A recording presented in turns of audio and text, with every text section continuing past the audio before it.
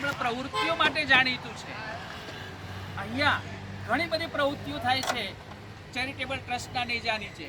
એમાં આજે એક નવું પીછું ઉમેરાયું છે અને નવું પીછું એ છે કે અઠવાડિયાના 2 દિવસ અહીંયા જલારામ ચેરિટેબલ ટ્રસ્ટ છે, એ જલારામ ચેરિટેબલ ટ્રસ્ટ છાશનું વિતરણ, આપણે જાણીએ છીએ ઉનાળો છે અને એ વખતે એક પ્યાલો પણ છાશ મળી જાય ને તો આપણા અંતરને ટાઢક થાય છે અને એવી સરસ પ્રવૃત્તિ એમને કરી છે।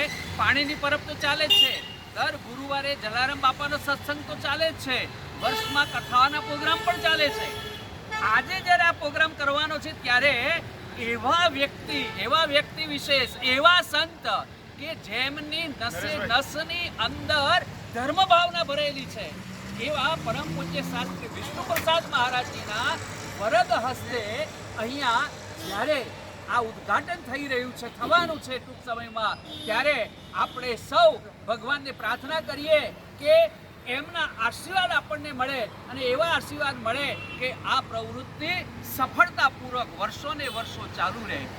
એમની સાથે બીજા સંતશ્રી પણ અહીંયા પધારેલા છે કે જેમને કબીરના વિશે ખૂબ ઊંડું સંશોધન કર્યું છે।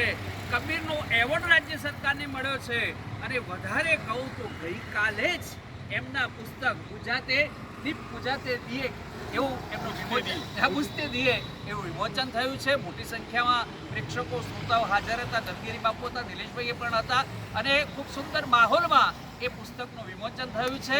એમને આપણે ખૂબ અભિનંદન આપીએ છીએ। સાથે સાથે તો એમને ભલે પૂર્વ મેયર આપણે અહીં સ્ટેજ ઉપર કહીએ પણ મેયર જ કહીએ એવા શ્રી શેઠ સાહેબ ધીરજભાઈ કે જેમને બોલવાનું ઓછું ને કામ વધુ, એવા ધીરજભાઈ પણ અત્રે પધાર્યા છે। નિલેશભાઈ ને ધીરજભાઈ